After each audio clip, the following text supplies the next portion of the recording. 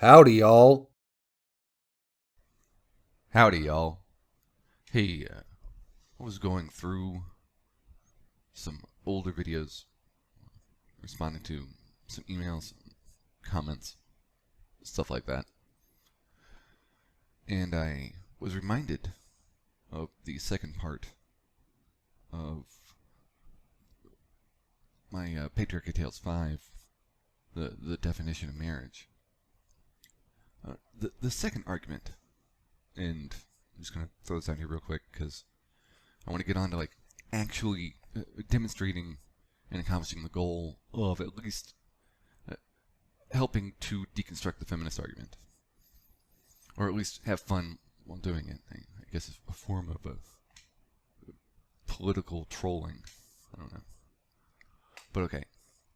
So once you lead them up to defending Gold Digger, which they will do, and they will blame the victim.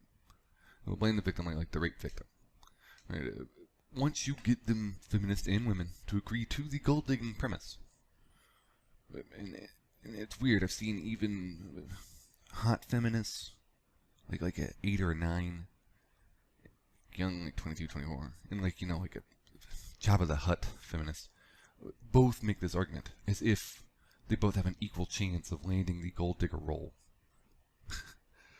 And what it is once you get them to agree to that premise, then you have them. Because I want to attack feminism. I'm feeling a little softer on Rebecca Watson. I'm feeling a little softer.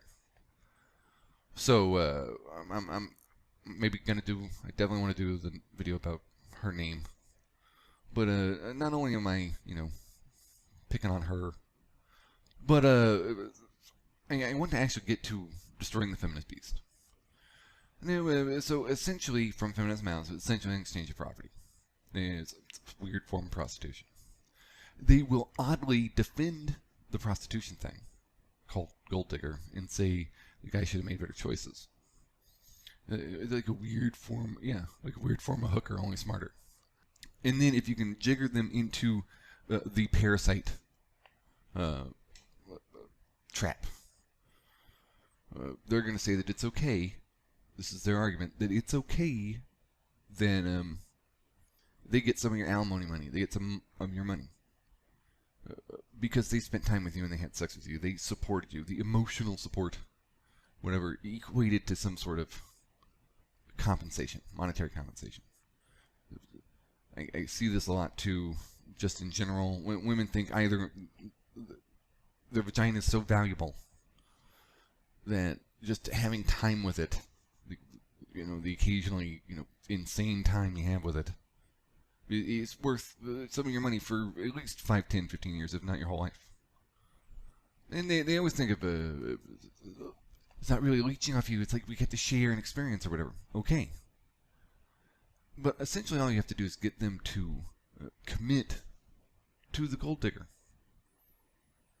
And then you get them to say either something like a parasite, or it's okay for one person to live off another person even if they're not connected anymore in a physical sense.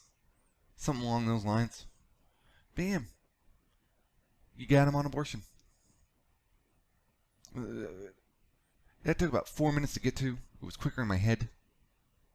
But yeah, I could go on, but I think you pretty much get the premise.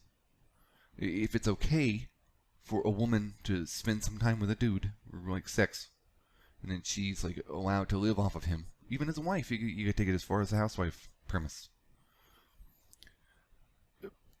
Then it's okay for a baby to do the same. And just like with the rape, well, she made a lot of bad choices that led up to the unwanted pregnancy. Like, yeah, but were they all willful choices? Was she raped? Huh. It goes into a whole, oddly, you get them on almost every issue. It hits all the poignant ones. Yes, once you've gotten them to say he should have made better decisions when it comes to divorce, she should have made better decisions when it came to the pregnancy. Did she engage in certain risky activities that involved risk assessment, choice, probabilities? Was it a willful choice? Yeah, or was she raped? Sure, there was going to be a lot of dumb choices in there. Hey, you thought the condom was on the dude or not? You didn't know. Hey, you were drinking too much. But that's the nature of the same nature of existence that the women say rationalizes and justifies alimony. In the worst case scenario is they agree with you. And that starts a movement on the feminist side, on the female side, to want to get rid of alimony and child support. You can move the argument over to child support. Was she raped? No, then she chose to have that baby. It's like the court tacitly admits and implements a world in which men should be blessed, should feel indebted to knocking some girl up when the girl just spent the last 50 some odd years arguing for the right to choose her own kid.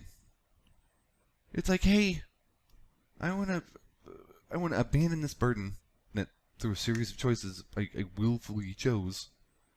I want to abandon it, pull it out now. Maybe hopefully pretend like this never happened. Okay, we'll give that to you. Alright, but when it does happen, when I do have birth to a kid, I'm going to want you to give me some money. He should be lucky that I let him breed, that I deemed him worthy. Pay up. When, yeah. She doesn't have to pay him.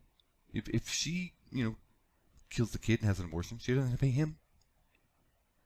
Yeah. Choice. It's ironic. It's simple. It goes all the way through it. And you want to go from gold digger to parasite. From parasite to fetus.